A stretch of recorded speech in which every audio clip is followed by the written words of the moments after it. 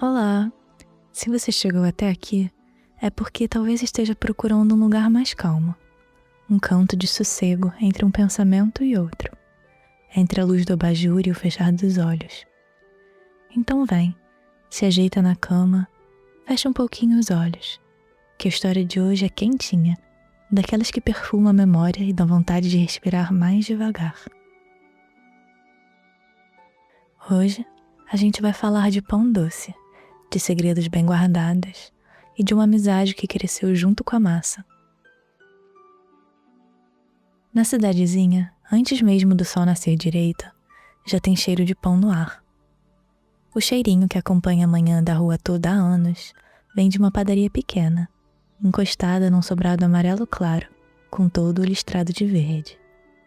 A padaria se chama Panificação das Graças, mas a cidade toda só a conhece como Padaria do Seu Renato.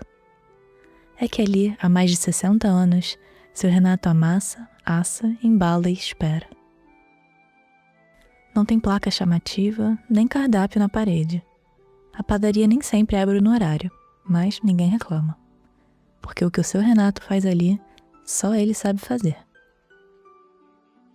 Os famosos pãezinhos doces, macios como colo de avó, com a casquinha dourada e um cheiro que abraça a gente. Todo mundo na cidade já tentou copiar. Teve gente que jurou ter descoberto a receita. É leite morno, diziam uns. É o tipo de farinha, garantiam outros. É que tem que deixar crescer 2 vezes.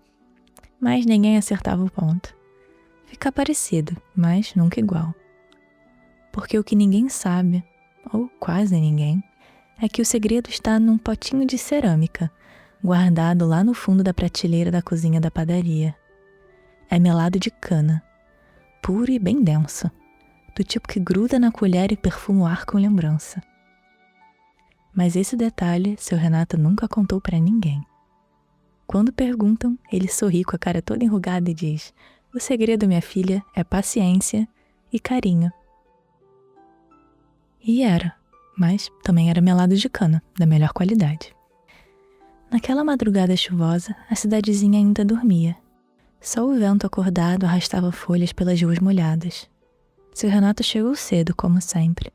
Empurrou a porta da padaria com cuidado. Acendeu a luz da cozinha, pendurou o avental de sempre, tirou os sacos de farinha da despensa, abriu as cortinas para deixar a manhã entrar e foi buscar o ingrediente secreto.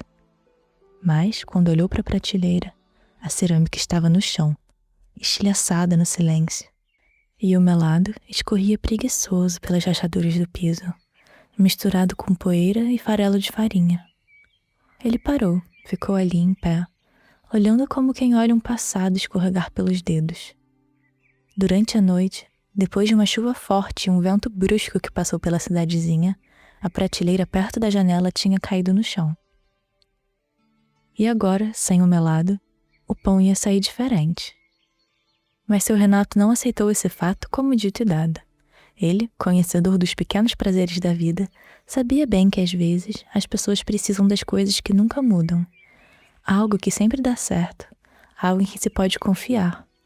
E na cidadezinha, para muita gente, esse algo era o pãozinho doce do Seu Renato. Não dava tempo de pensar muito, o forno já devia estar aquecendo, e dali a pouco começariam a chegar os fregueses. Foi então que ele atravessou a porta dos fundos e bateu na casa ao lado. Depois de alguns segundos, uma janela se abriu no andar de cima. A cabeça de Júlio se espremeu pelas cortinas e espiou para fora.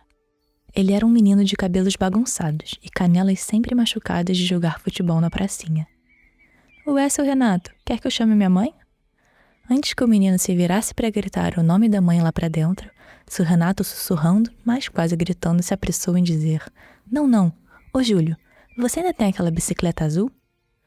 O menino assentiu, os olhos ainda meio colados de sono. Seu Renato estendeu uma nota amassada de R$ 20. "Vai no mercadinho dos irmãos, mas sem espalhar, hein? Compra um pote de melado de cana. Tem que ser daquele da etiqueta amarela, no pote de cerâmica.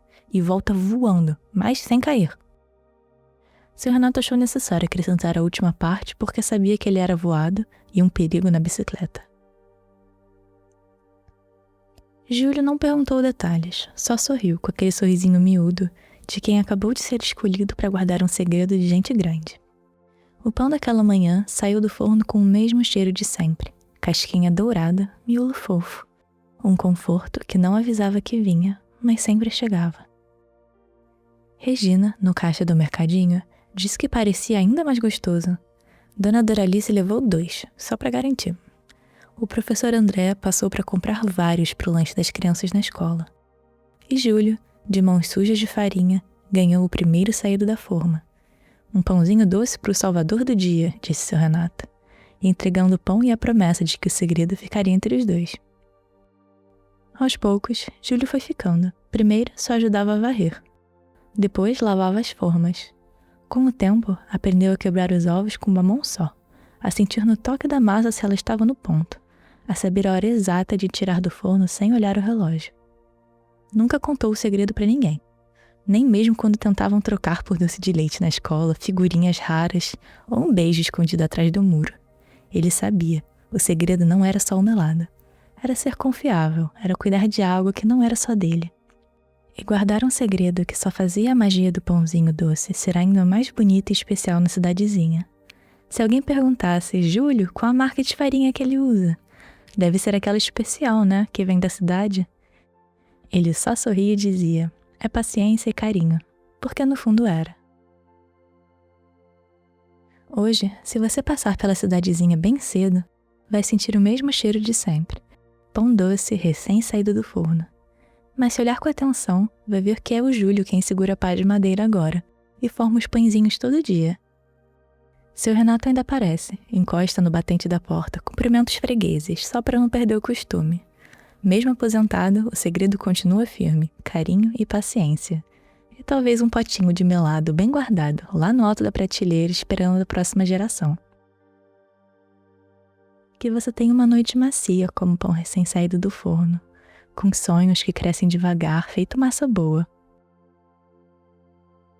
Amanhã tem mais um dia esperando, mas por agora, deixa seu corpo descansar, deixa o pensamento se deitar. Boa noite e até o próximo conto sem pressa.